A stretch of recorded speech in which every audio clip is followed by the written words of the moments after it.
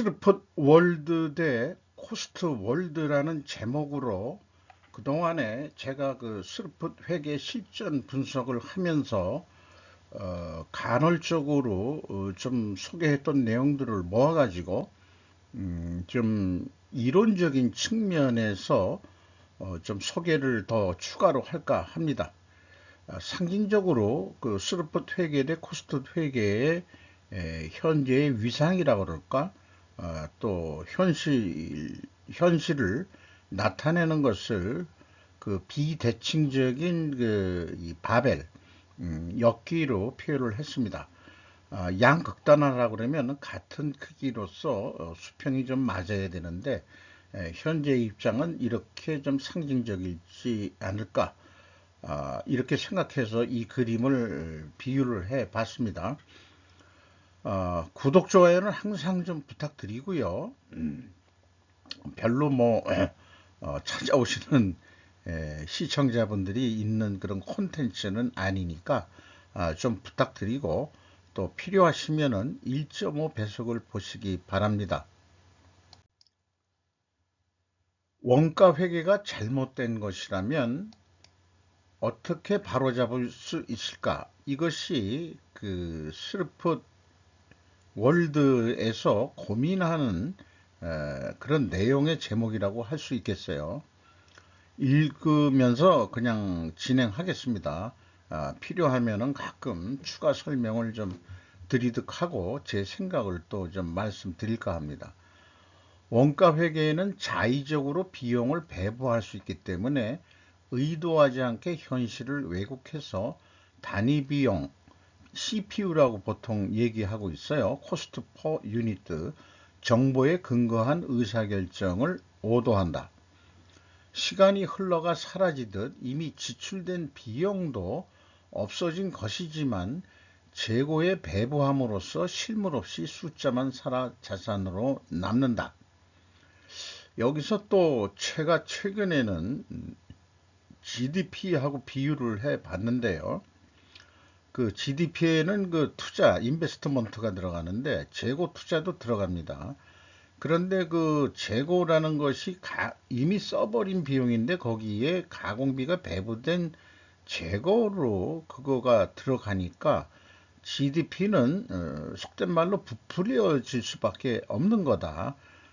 재고 투자는 전체 GDP의 큰 비중을 차지하는 건 아니라 하더라도, 그래서 많이들 실질 국민소득을 또 얘기를 하고 있죠. 이런 거하고 비유를 해 볼 수도 있지 않을까 생각을 합니다.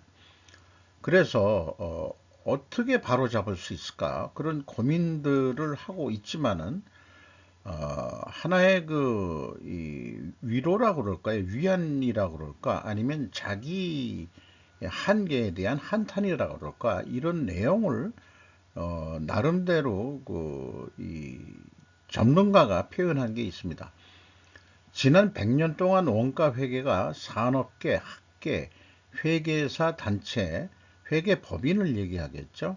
컨설팅 업체 등 영향력이 큰 수많은 이해 당사자들의 밥줄이 되었기 때문에 안타깝게도 쉽게 바로잡히지 않는다. 다양한 배부 방법으로 활동과 제품에 대해 정확하게 배부하면 된다는 그런 종류의 문제가 아니다. 그런 것들의 해결 방안이 나갈 방향에 없다. 오로지 회사의 경영자와 관리자가 이런 상황을 잘 인식해서 내부 의사결정에 사용하지 않는 길밖에 없다. 이런 거를 하면서 제가 실전 분석을 하는 입장에 있기 때문에 소극적 입장일 수도 있겠다. 그렇다고 뾰족한 적극적인 방법이 현재 생각나지는 않는데, 어쨌든 막대한 재원이 있기 전까지는 실행하기가 좀 어렵지 않겠냐 하는 견해를 우리 그 학습 동아리 쪽 리더가 좀 얘기를 해 주셨어요. 그 뜻은 뭐냐 그러면은 예를 들어서 국내에 뭐 삼성전자 같이 큰 여유가 좀 있는 그런 큰 대기업에서 학계에 과목을 하나 만들어 가지고 해본다든지, 그러면은 그 대학교에 그러니까 과신설하는 이런 재원을 제공해서 교수도 채용하고 해가지고 학생들한테 가르친다면은 뭔가 그래도 시작할 수 있는 거 아니냐, 이런 착상을 낸 의견도 있긴 있습니다. 그러나 이게 그 학계에서 먼저 시작했다기보다는 실무 세계에서 시작한 거기 때문에 그 좀 더 한참 생각해 볼 게 많았습니다.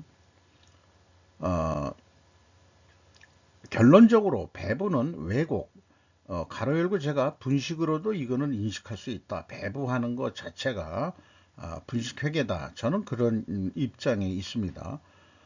동일한 것임이 드러났으니 해결 방안은 배부를 하지 않는 것이어야 한다. 배부를 해서 문제가 일어났으니 그것이 원인이라면은 원인 제거를 하기 위해서는 배부를 안 하면 되는 거죠. 그래서 TOC는 기초부터 다른 새로운 접근 방법을 취한다. 이렇게 이제 정리가 됐습니다. 코스트를 애초에 일본이 근대화 과정에 원가로 번역한 것부터도 본래의 개념과는 차이가 있다. 이 원자가 들어가면 뭔가 옳은 것 같거든요. 원가회계 카르텔의 힘이 너무나 큰 것이 현실이다. 다시 한번 정리를 하면서 원가회계 배부가 만약 없어진다면 조직 내부적으로도 회계 세력들은 힘이 없어질 것이다 라고 얘기할 수 있습니다. 그래서 저는 스루풋 실전 분석 콘텐츠를 끝까지 갈 것입니다. 이것이 저의 말만 하지 않는 행동으로 보여주는 내용이고, 그래서 그 유튜브 방송도 시작을 하게 된 거죠. 일부 노하우도 공개를 해 가면서 거의 뭐 공개한 거나 마찬가지입니다. 실전 분석하는 방법론에 대해서는 이렇게 이제 서두로 좀 소개를 했습니다. 회계는 상대성 인과관계에 의한 유효성의 영역이다. 말을 저도 어렵게 썼습니다만은 회계라는 게 그 복식회계 기준이니까 뭐 상대성 이론이라고 비유도 해보지만은 대차가 맞아야 된다는 거죠. 좌우가 맞아야 된다 이런 얘기예요. 인과관계, 원인과 결과를 따질 수 있습니다. 그런데 그것은 진실의 문제가 아니고 유효성의 영역이다라고 제가 표현을 해 봅니다. 과학은 유효성의 영역이지 진실을 밝히는 게 과학이 아닙니다.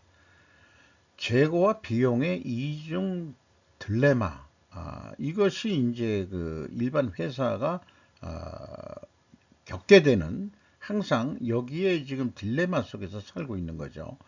그래서 한 3개 정도로 그 현재의 문제를 갈등 해소 대립도로 그려 놓은 건데, 요 위에 거는 필요 조건으로 제가 얘기를 해 보겠어요.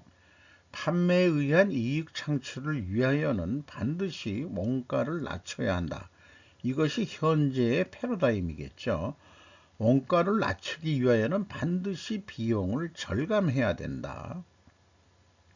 이렇게 주장할 수 있고, 판매에 의한 이익을 창출하기 위하여는 퀄리티 개선을 해야 한다. 반드시. 그 퀄리티 개선을 위하여는 반드시 하게 된다면은 반드시 비용 증가는 불가피하다. 그래서 비용을 절감하는 것과 비용을 증가하는 것 사이에서 경영자와 관리자들은 일관적인 의사결정을 하지 못하고 오락가락한다. 이렇게 상황을 얘기할 수 있겠습니다. 그리고 다르게 표현해서 지금은 물론 미래에도 더 많은 돈을 번다는 게 기업의 목적이라면은 이 목적을 위하여는 반드시 현재의 스루풋을 보호해야 됩니다. 돈을 버는 그런 현재의 자기네들의 어떤 그 경쟁력을, 스루풋을 보호해야 한다. 스루풋을 보호하기 위하여는 반드시 재고를 유지해야 한다. 적정 재고를 넘어서도 재고를 가지고 올 수도 있고요. 그리고 돈을 더 많이 벌기 위하여는 반드시 미래의 스르풋을 또 보고 해야 된다. 오늘만 돈 버는 게 아니니까 미래 스르풋을 보호하기 위하여는 반드시 재고를 줄여야 한다. 이렇게 또 표현을 해볼 수 있겠어요. 여기에 이제 왜냐하면 하고 이제 여러 가지 이 설명을 하게 되겠습니다만은 저는 궁극적으로 재고 회전율을 높여야 한다. 왜 그러냐? 미래 스루프트 보고하려면 재고에 너무 많은 돈이 쌓여 있어서는 또 곤란하기 때문입니다. 그리고 재고를 유지하고자 하는 경우는 대부분 영업 쪽에서 많이 요구를 하고 있는데, 이 회사가 제품 가짓수가 뭐 한 가지만 있는 게 아니잖아요.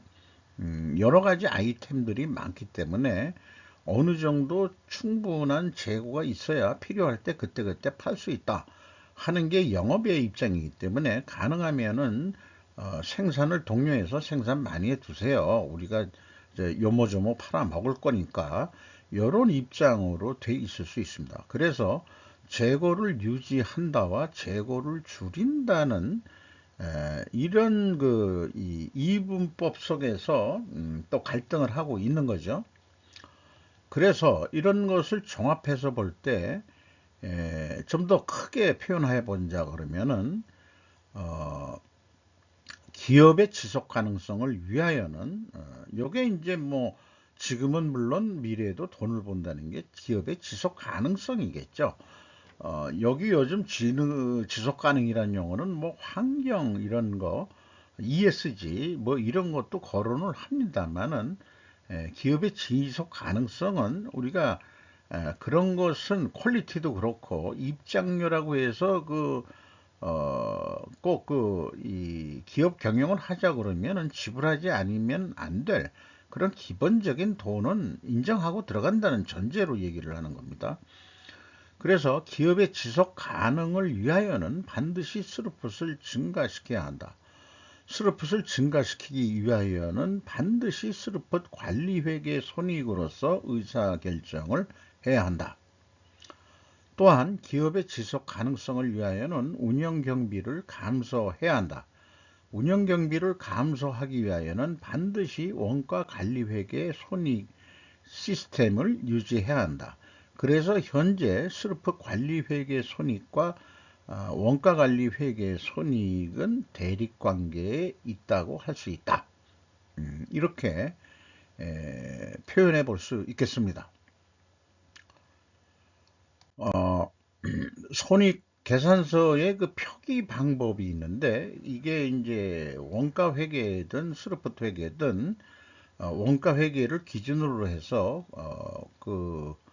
ISAB라고 인터내셔널 어카운팅 뭐 서비스 보드인가 뭐 이런 약자예요. 국제 회계 기준 기관이라는 건데 초청 세미나를 작년 11월 2일 날 해가지고 재무제표가 올해 6월경에 개정이 될 것 같다. 표기 방법이.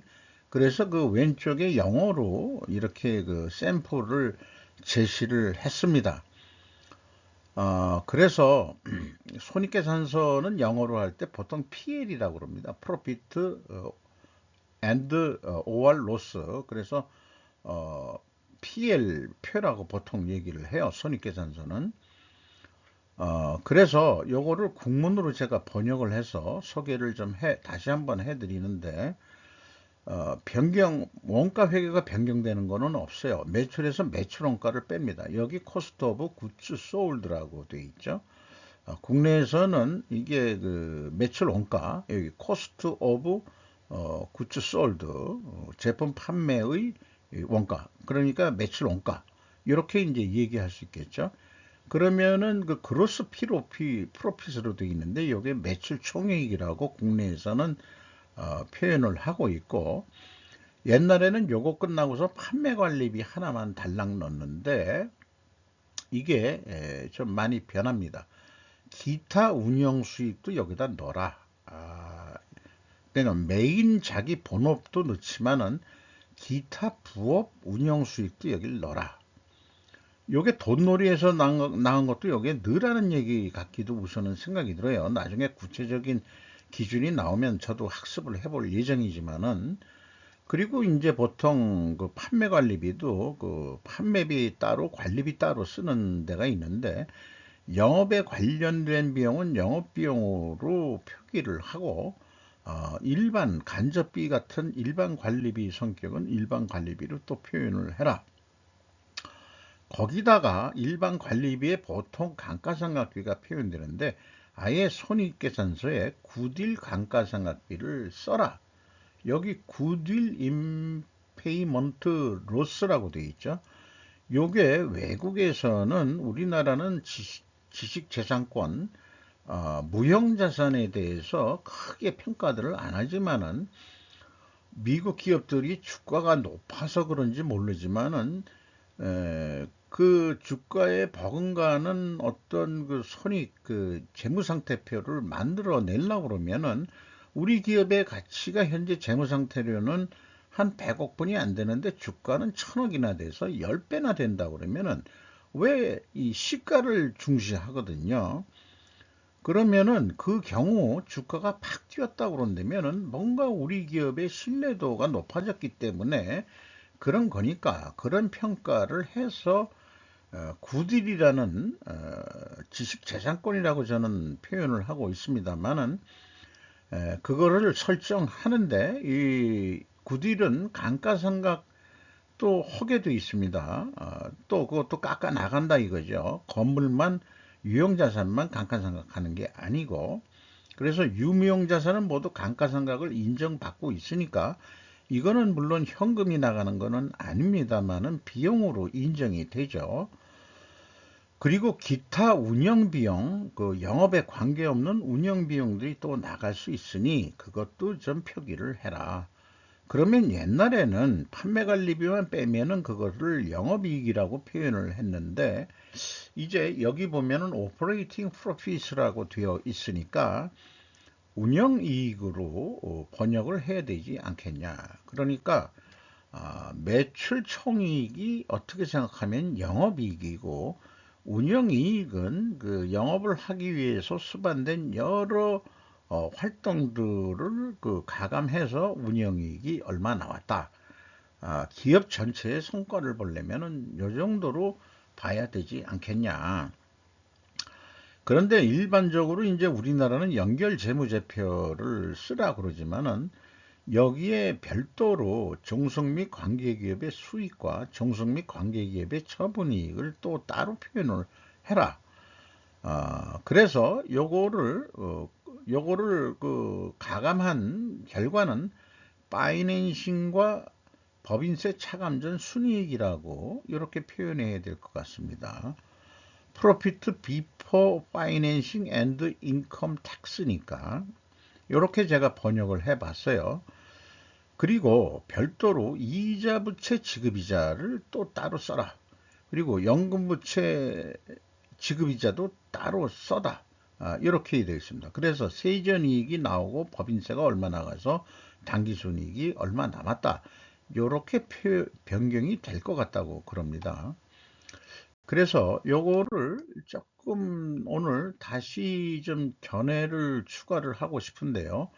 아까 오른쪽에 있는 거를 요 왼쪽에다 갖다 놓고 좀 설명을 더 추가를 해보자면은, 손익계산서가 좌측과 같이 표기 방식이 변경되면 영업이익이란 용어는 없어진다. 그로스 프로피트 매출 총이익이 실질적인 영업이익이고 운영비용을 뺀 것이 운영이익으로 표기될 것이다. 종속 및 관계기업의 손익을 별도로 명기한다면 굳이 연결재무제표를 작성하게 하는 기업에 대한 규제를 완화해야 하지 않을까. 이런 연결재무제표 뭐 이런 거를 쓴다고 해가지고 우리나라 지금 2023년도 결산 내역을 보려면은, 한국은행에서는 어떻게 통계를 냈는지 모르지만은 일단 잠정 통계들을 부랴부랴 해가지고 우리나라 2023년도 경제 성장률을 1.4%로 냈는데, 아까 얘기한 대로 실질 소득은 더 내려갔을 거라고 저는 그렇게 판단을 해요. 그러니까 이런 손익을 빨리빨리 그 결산 공시를 하게 하려 그러면 연결재무제표 의무를 없애야 되지 않겠냐. 왜냐? 아까 얘기한 대로 여기에다가 종속 관계 및 관계기업의 수익을 여기다가 표현해 주고 있으면 그거 되는 거 아니냐. 이런 얘기죠. 때문에 개별 손익계산서하고 그 연결 손익계산서가 있는데 이거 연결은 너무 무의미하다 이거죠. 너무 그 중복이 된다 이게요. 그러면은 지주회사 거만 그 한국은행에서 통계 낼 때 지주회사 거만 따로 하고 요거는 뭐 종속기업이 있어 없어 뭐 해서 전부 다 연결로 하면은 어떻게 하면은 잘못하면은 중복될 가능성이 있죠. 그러면 실질적인 그 뭐 경제 성장률 이런 측정에 오차가 있을 수 않겠냐, 이 오차가 있을 수 있지 않겠냐 이렇게 생각을 해보게 됩니다. 지급이자를 확실히 별도로 표기한다는 것이 매우 이채로운데 이것이 ESG 역량으로 해석된다. 글로벌 금융은 기업 가치를 시가 더하기 레버리지 금액으로 인식한다고 ESG 그 S1 일반 원칙에 제가 학습한 거로는 금융권은 기업 가치를 시가 더하기 레버리지 금액, 부채 금액까지 넣어서 그 기업의 가치가 그만큼 크다 이렇게 얘기를 하고 있어요. 일반적인 저희 생각과는 반대죠. 자산에서 부채를 뺀 게 자본이고 그 자본의 가치만 시가평가를 해야 되는 거 아니냐? 그런데 아니에요. 그 왜 그러냐? 지급이자를 낼 능력이 있고 또한 계속 영업이익이 지속 가능한 기업. 그러니까 은행에서 돈 빌려가는 기업을 상인애들은 고객이 있어야 어, 그 은행은 돈을 버는 거니까 글로벌 금융 세력들은 그러니까 기업 가치를 이렇게 평가를 해서 자기네들은 대출을 한다 이 말이에요. 다시 이제 그 기준선은 정하겠죠. 우리나라는 현재 그 이자 부채 레버리지율 기준을 50%로 돼 있는데 이걸 더 높일 수도 있고 낮출 수도 있고 그런 기준은 아마 그 세계 기준이 어느 정도 돼 있지만 그 우리나라 50%는 언제 어디서 그 근거는 제가 지금 뭐 이쪽 분야에서 일을 한 사람이기 때문에 그 근거는 뭐 쉽게 찾아보기는 현재로서는 어렵습니다. IMF 때 대우그룹이 날아갈 때 부채 비율이 몇천 프로라는 얘기도 들었기 때문에 IMF를 당하면서 아주 그 세계 은행한테 곤혹을 치르면서 시스템을 다시 구축을 한 거죠. 그래서 지금 50% 넘으면은 경영권 뺏기고 회사 팔립니다. 은행들이 그 새 주인을 팔게 되고 경영권을 잃고 그렇게 되는 거죠. 한마디로 돈놀이를 해본 사람이 쉽게 이해할 수 있는 그런 손익계산 방법으로 변하는 거 아니냐. 그러니까 세계가 뭔가 그 금융 세력에 의해서 회계 기준도 바뀌어가고 있다. 금융 세력은 전혀 이 매출 원가에는 손을 댈 생각이 없는 모양이에요. 자, 금융 세력이 그 정도인데 글로벌 제가 뭐가 잘났다고 허구한 날 스루포 실전 분석을 하고 있느냐. 그런 자조감, 자괴감도 들립니다. 자괴감이라고 그러나. 원가에 대한 TOC의 관점. 회사의 원가는 있어도 제품의 원가는 없다. 단위 비용을 인정 안 하기 때문에 따라서 제품 이익은 존재하지 않으며 회사의 이익만 존재한다. 그러니까 전체적인 관점에서만 본다는 얘기예요.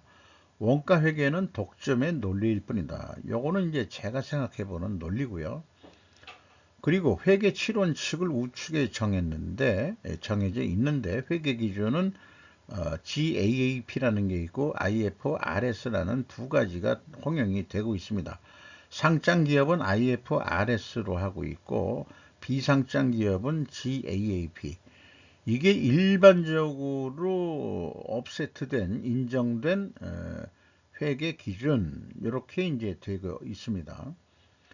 그런데 회계 치론칙이라는 게 여기 보면은 안정성이 있는데 보수주의 성격이 강해요. 조직의 가치를 또 보호하고 이런 그 안정성이라는 게 있는데 에, 안정성은 안정성이 이제 보수주의인데 이게 양면성이 있다 이런 얘기예요.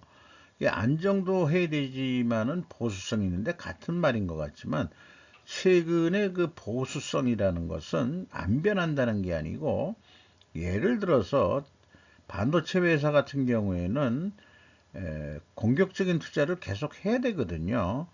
그러면은 뭐 이 다른 그 유형 자산들은 내역연수 그 회계연도 아니 회계연도가 아니고 내역연수를 한 20년 본다 그러면은 또는 30년 본다 그러면은 이 반도체 업체의 그 이 생산 설비나 이런 수명을 한 4, 5년 정도밖에 볼 수가 없다. 이러면은 그게 보수성이라는 개념이 그렇게 좀 변동성 비슷하게, 혁신성 비슷하게, 그러니까 이제 그게 그 양면성이 있다. 이것이 안정적인 거하고는 이 극단적으로 그 대립될 수도 있는 사항인데 이런 게 동시적으로 인정될 수 있는 그런 세상이 있다 이런 얘기예요. 그래서 이건 참고적으로 일루미누토피아라고 이렇게 돼 있는데 요게 이제 그 표현이 이 페이스북 그 친구로 맺어준 미국의 퍼거슨이라는 여자분이 있는데 이분이 그 TOC를 전문가로서 자기가 그 활동하는 이름을 일루미누토피아라고 돼 있는데 일반적으로 음모론 좋아하시는 분은 일루미나티 그러면은 그게 뭔 뜻인지 잘 모르셨겠지만은 요 일루미누토피아라는 것은 반짝반짝 빛난다라는 그런 거로 저는 이해를 하고 있어요. 우리는 한 번도 경험해 보지 못했던 혁신을 하기 위해 존재합니다. 우리의 존재 가치가 우리의 현대 세계의 매우 중요한 것을 일깨워주고 지구를 맑게 하는 쓰나미와 같은 자각하는 인식이 우리는 필요로 하는 것입니다라고 얘기를 했어요. 그래서 이런 것에 저는 동의하게 되는데 뭔가 새로운 시각, 그 지구를 맑게 하는 아주 쓰나미 같이 몰려오는 자각, 아주 표현이 시적으로 했는데 이런 것들이 그 우리가 그 이 세상에 나와 가지고 갈 때까지 좀 해야 될 그런 일 아니겠느냐 이런 그 메시지를 보낸 것을 그 좀 본 적이 있습니다. 그걸 제가 또 캡처를 한 거고요. 스루풋 웨이라는 거로 해서 우리 인생에는 현재 두 갈래 길이 있는데 하나는 이쪽 오른쪽이 좀 어둡죠. 요거는 저는 원가 회계로 비유를 한 거고 요렇게 이제 밝은 쪽으로 가는 거 풍력 발전도 좀 돌아가네요. 이쪽에서는 요렇게 이제 왼쪽으로 가자는 게 스루풋 세계가 이 세계다라고 저는 상징적으로 이 그림을 어디서 얻었는데 그 출처가 지금 깜깜하게 기억이 잘 안 나네요. 오랜 세월 지켜왔던 제조원가 법칙의 가정은 우리 세계의 특징이 아니다. 무엇인가 우리가 모르는 세계가 있다. 두 갈래 길이 있다. 우리는 아직 가보지 못한 길로 들어가 볼 수 있다. 현재는 원가회계 세력 진입장벽에 막혀 있지만 진입장벽을 극복하는 길은 이렇게 저도 고민을 해봤던 거죠. 그래서 제일 첫 장에 전문가가 정리한 거를 또 소개를 한 거고요. 요거는 골드랩 박사가 얘기한 건데 변화하는 환경에 주의해야 합니다. 망치만 잘 쓰면 모든 게 모처럼 보입니다. 요거 원가액에 대해서 비유했다고 저는 그렇게 또 해석을 해가지고 원가회계에 그 세뇌되어 있으면은 모든 게 모처럼 보인다. 이렇게도 얘기해 볼 수 있지 않을까 생각을 합니다. 그리고 이 위의 표현은 그 우리가 그 아, 양자 물리학에서 쓴 표현을 제가 따온 거고요. 그렇습니다. 그래서 제가 그 분석을 할 때 이걸 항상 그 기본 그 소개하는 페이지로 설명은 안 해도 남겨놓고 있는 건데, 제가 그 분석을 하면서도 그 정치 외교 사회 문제를 결과 원인 결과의 과학적 사고방식으로 접근해 보고자 하는 욕심이 있습니다. 쉽진 않지만은 그 과학의 발전 단계라는 것은 첫째는 분류 역량이 있어야 되고, 둘째로는 상관관계 수립 역량이 있어야 됩니다. 이렇게 발전이 돼 와야 되는데, 이 전문가들이 그 상관관계 이런 거를 잘 얘기를 하죠. 패턴이나 공통적인 추세를 찾아낸다. AI도 여기에 해당한다. 이렇게 볼 수 있습니다. 두 가지 문제가 있는데, 우연성 의구심이 있을 수 있고 불충분한 정보 수집을 하지 않았을까 내가, 이런 거에 항상 그 두려움이 있다 이게요. 그래서 만약에 그 원인과 결과의 아니 그 뭔가 어떤 변수가 간과된다면 상관관계가 무효로 드러난다. 어떤 무슨 리스크가 있는 사건이 있는데 거기에서 뭔가 그 다른 변수를 찾아낸다면은 그것이 무효가 된다는 얘기죠. 그게 음모였다는지 등등. 그 고유의 한계는 불행하게도 원인과 결과의 단계를 촉발하지 않습니다. 상관관계는 오히려 어떻게 라는 질문이 관심의 중심입니다. 일반 뉴스들이 허구날 이 속에서 어, 돌아가고 있죠. 상관관계는 이해관계가 있는 적대자들에게 인격 모독적 인신공격을 수없이 당한다. 그게 우리나라만 있는 현상이 아니고 이런 과학을 하는 사람들도 이런 거를 다 생각을 해봤다는 거예요. 그게 과학의 그 발전 단계 세 단계가 결국 결과 원인 결과의 과학적 사고방식으로 과학을 한다고 그런다면은 이 단계로 해야 되고, 인간이 사는 게 자연과학으로 우리가 얘기를 한다면은 인간 사회도 사실 자연의 산물 아니냐. 그러면 왜 인간 사회를 왜 그 이 결과 원인 결과 과학적 사고방식으로 왜 해석이 안 되겠느냐 이런 얘기죠. 이제 더 많은 데이터를 찾을 것이 아니라 생각을 좀 해봐라. 생각을 해라, 생각을. 숙고해라. 이 결과에 대해 그럴듯한 원인을 좀 내세워 봐라.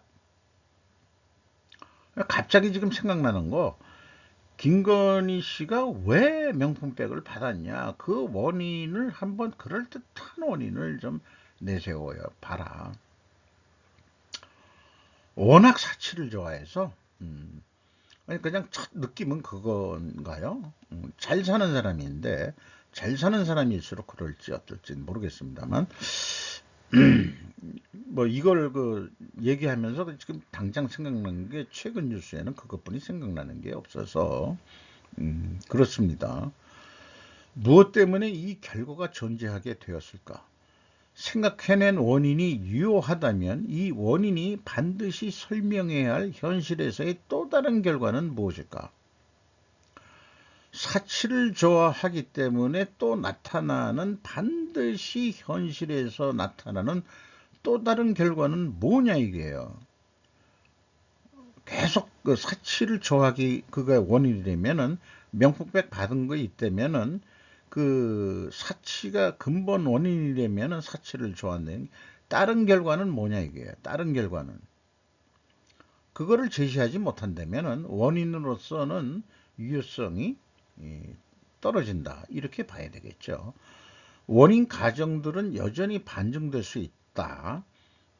다른 결과를 찾을 경우에는 그 원인이 그게 아닌 것 같네.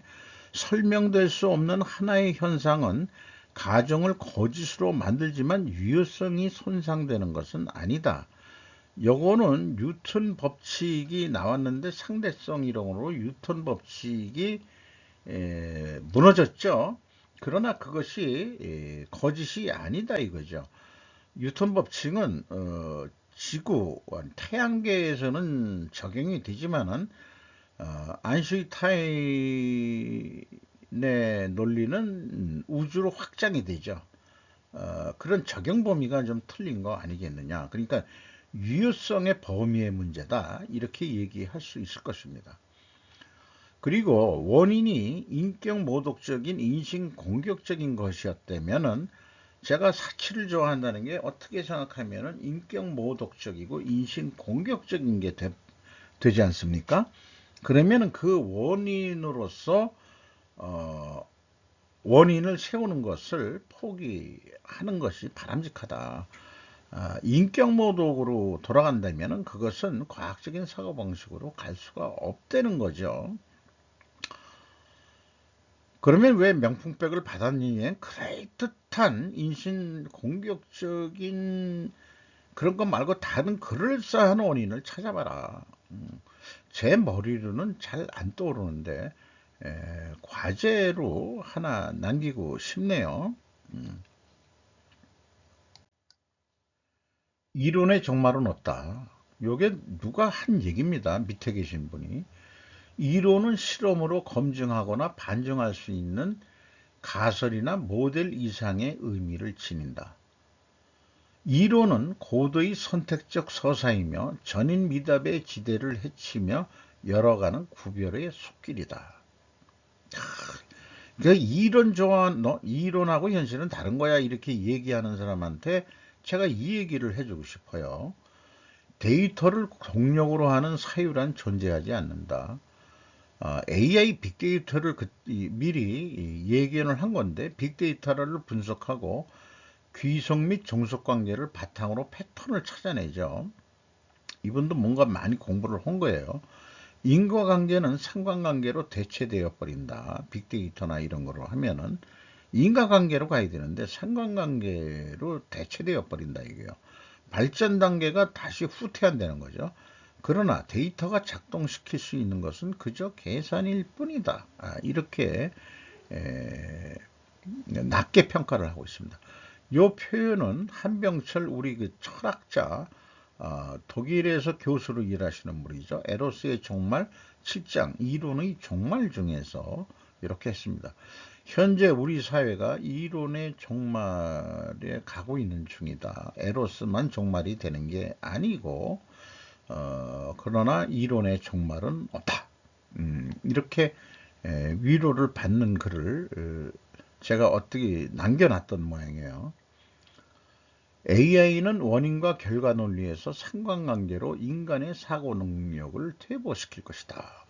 저는 그렇게 봅니다. 알고리즘을 만든 사람은 그 사람은 머리가 뛰어났는지 모르지만은 그거에 의해서 하면은 우리가 조금 논리적으로 자꾸 생각하는 그런 거에 능력이 저하될 거다. 그러면 어떻게 되느냐? 나중에 지배하기가 좋아지겠죠. 그리고 많이들 쓰는 용어로 인간이 개돼지 같이 돼가지고 파블로의 개처럼 종땡 치면은 뭐 침을 흘린다든지 뭐 이런 꼴이 되는 게 인간이 되지 않겠냐. 디스토피아를 보게 될 것 같은 뭐 이런 얘기하면서 회계 얘기지만은 거창하게 스루풋 월드 앤드 대 코스트 월드라고 제가 얘기를 하고 있는 거니까요. 회계는 경영의 공통 언어이다. 결정적 경쟁력은 재무제표상 대상이 될 수 없으며 나타낼 수도 없다. 재무제표는 정당한 평가지표를 찾을 수 있을 만큼 투명 수준이 높아야 하고 그리고 어느 날 제가 이것을 스크랩을 했는데 제가 보통 시진핑 엉아 이렇게 얘기를 해주고 있는데 고급 블랙 코미디 같은 수준의 언어라고 좀 생각해 주시면 되겠어요. 시가 언급한 표준 스탠다드가 문제가 되는 것은 중국 공산주의를 세계 표준으로 하고 싶은 야망 때문이다.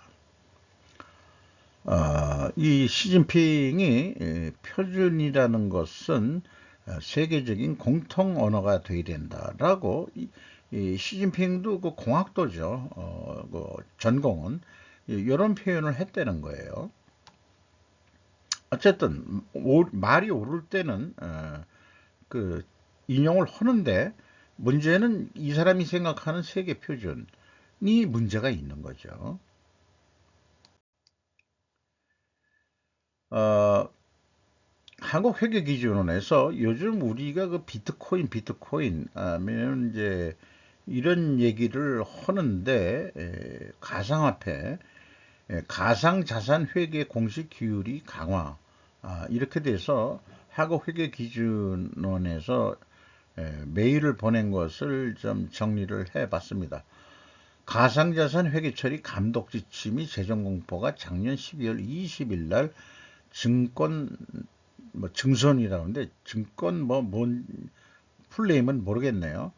그래가지고 여기 좀 소개를 하고 있고요. 시행일은 2004년 올해 1월 1일부터 시행하게 되어 있습니다. 주요 내용과 기대 효과를 보면은 가상자생 발행 기업이 토큰 발행, 이 토큰이라고 통칭을 했습니다. 코인 등 이런 것을 자의적으로 수익과 자산을 과대 계상하는 행위는 금지한다. 수익에 대해서는 발행기업이 백서에 기재된 수행 의무를 모두 이행해야만 수익 인식이 가능하다. 참 국문으로 읽긴 있습니다만은 그 개념 정의가 잘 안 들어와요. 해본 사람은 잘 알겠지만은 자산에 대해서는 발행기업이 발행 후 내부 유보한 토큰은 자산 계상을 금지한다. 이렇게 되어 있습니다. 이게 장난질을 많이 하는 것 같으니까 유통량 등 백서에 기재된 주요 내용이 상당수 주석 공시 의무사항에 포함되며 외부 감사인의 감사를 거쳐 정확하고 투명하게 공시하게 될 것이고 가상자산 사업자 거래소가 보유한 고객 위탁 가상자산은 경제적 통계 여부를 고려하여 재무제표 상 계상 또는 주석 공시가 필요하다. 그래서 앞으로는 투자자와 고객에게 고객 위주의 그 정보가 충실히 제공되게 될 것이다. 이렇게 좀 얘기를 하고 있네요.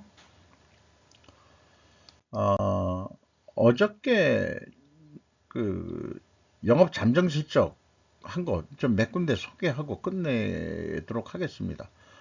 하나오션이 매출이 7조 4천억 원대로서 전년보다 52.4%나 크게 증가했는데 영업비용이 적게 증가했으니까 그런데 이제 그 매출 비용보다 영업비용이 더 많기 때문에 적자는 적자예요.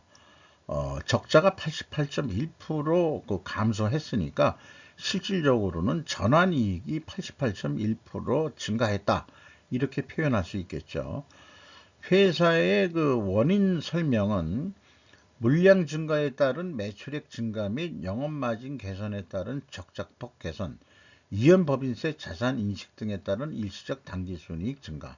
자, 당기순이익 말고 영업이익까지 본다면은 물량 증가에 따른 매출액 증가, 매출액 증가의 원인은 물량 증가겠죠. 그리고 영업마진 개선에 따른 적자폭 개선. 영업마진 개선이 영업이익 개선이죠. 적자폭 개선이죠. 그러니까 결국 매출액 증가, 물량 증가만 원인으로 유효한 거지 나머지는 결과를 가지고 결과를 설명하는 수준밖에는 안 됩니다. 그리고 수주산업은 현재 기간에 걸쳐 수익으로 발생하는 계약자산이라는 게 있기 때문에 이게 매출액이 7조 4천억이 됐다는 게 아직 청구도 안 한 놈을 갖다가 매출로 인식한 금액이 얼마나 있는지 모르지만 이거를 물량 증가에 따른 것으로 저는 의심을 하죠. 그러니까 공식 그 사업 보고서가 나 보면은 아마 알 수 있을 거예요. 그게 좀 벌써 한 2달 후나 우리가 볼 수 있을지 모르겠습니다만은 3월 한 중순까지는 공시가 되니까 그래서 제가 연결재무제표 같은 거 그거 공시하는 거 제도 폐지해라. 이렇게 자꾸 얘기를 하는 건데요. LX 하우시스 매출 3조 5천억 원대로서 2.4% 감소했는데 영업비용이 더 감소했으니까 매출 원가를 내렸다는 얘기겠죠. 그래서 영업이익이 635.1%나 증가했습니다. 원인을 설명해 주요 원재료 가격 하락 이런 게 아주 단순하지만은 정확하게 잘 표현해주고 있는 거예요. 또 비용 절감을 노력했다. 코스트 세계에서 비용 절감 안 나오면은 또 원가 하는 사람들 기분 나쁘죠. 그래서 이익이 증가했다. 물론 스루프 쪽도 비용 절감을 얘기를 안 하는 게 아니에요. 그거는 3순위로 얘기한다 이거죠. 먼저 스루풋 여기에서는 이 원가 회계는 영업비용 매출 원가 더하기 판매관리비의 합이겠지만은 아까 얘기한 대로 그 매출 총이익에서 나머지 또 쓰는 비용들이 있고 기타 또 수익도 따로 하게 돼 있으니까 그 범위가 나중에 이제 용어들이 좀 다 틀려지겠지만은 그런 생각을 합니다만 그때 이제 원인 결과 따지는 것은 조금 더 그 수준들이 높아지지 않겠냐 이런 생각을 하고 있어요.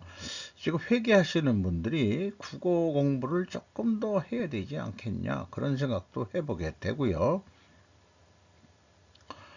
우리 그 국어 시간에 보면은 옛날에 이 전과라는 거를 샀나 뭐 그거 못 사면은 참 서럽고 그래가지고 국어책 있으면은 무슨 표준 전과인가? 지금 기억이 안 나는데 하도 오래돼가지고 그러면은 거기에 요약 뭐 이런 거를 잘 해놔요. 요약을 잘해야 되는데 이건 요약을 했다 그러지만은 그래도 원인 결과를 좀 간단하게 요약할 수 있는 그런 능력들이 좀 있어야 되지 않겠는지 그게 소망스럽습니다.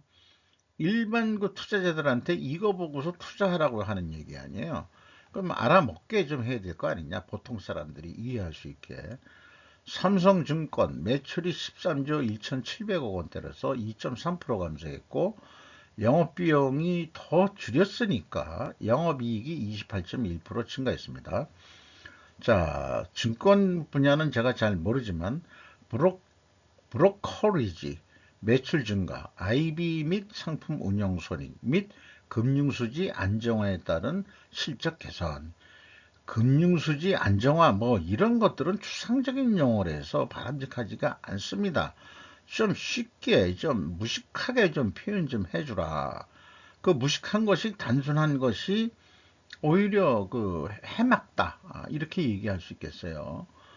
브로케이지라는 게 중개 수수료로 이해가 되고 IB는 투자은행, 인베스트먼트 뱅크 그러니까 투자은행 및 상품 운용 손익 및 금융수지 안정화. 그러니까 구체적으로 뭘 어떻게 했다는 건지 구체적으로 얘기는 할 수 없겠지만은 이게 뭐 안정화 뭐 이런 용어들이 과연 이런 원인 설명할 때 적절한 용어 같지는 않다 이런 어, 그런 생각을 하게 되는 거죠. 천일고속 뭐 금호고속도 있지만은 천일고속이 매출이 400 거의 40억 했네요. 16.7% 증가했고 영업비용이 9.5%뿐이 증가 안 했으니까 이익이 더 증가해야 되는데 기본적으로 작년에 영업손실이었으니까 영업손실이 조금 줄어든 거 그래서 전환 영업이익으로 27.1%가 증가했다. 이렇게 표현할 수 있겠습니다. 코로나19 종식으로 인한 승객 증가 및 요금 인상으로 매출액 증가. 네. 자, 이젠 고속버스도 많이들 안 타시는 것 같아. 승용차도 많이 생겼고, 또 코로나 때 여행을 안 가지만 이제 어느 정도 돈 없는 사람들도 국내 여행 가봐야 자기 차 가지고 다니고 도로 잘 뚫어놓으니까 승용차 가지고 자기 집은 없어도 젊은 사람들은 자기 차부터 산다며요. 그러니까 힘들게 뭐 그렇게 가냐. 그러니까 자기 차 가지고 가가지고. 그런데 지방에 잘 안 가는 이유는 허구한 날 바가지 씌우는 요금 때문에. 차라리 그 돈이면 동남아나 일본 간다. 그래서 고속버스도 장사가 안 된다. 이게 맞는 얘기일 것 같습니다. 경동 나비엔 보일러죠. 가정용 보일러의 대명사인데 매출이 1조 2천억 원으로서 3.7% 증가했는데 영업비용을 0.3%나 줄였어요. 영업비용이 뭐 2.3% 증가했다 그래. 이익이 증가할 건데 그러니까 영업이익이 77.7%나 크게 증가했습니다. 1062억 원의 영업이익을 냈네요. 자, 원인은 어떻게 표현했을까? 국내 및 해외 매출 증가, 요것이 이제 원인이에요. 물류비용 감소, 손익 개선. 나름 이 정도는 충분히 이해를 할 만한 합니다. 아, 그냥 손익 개선 이러지 말고 감소로 인한 영업이익 증가. 이게 결과를 그렇게 쉽게 좀 이렇게 쓴다고 무슨 유식하게 보이는 거 절대 아니에요. 손익 개선, 뭐 이런 용어들을 하는데, 이상 좀 길게 좀 설명이 됐습니다. 마치도록 하겠습니다.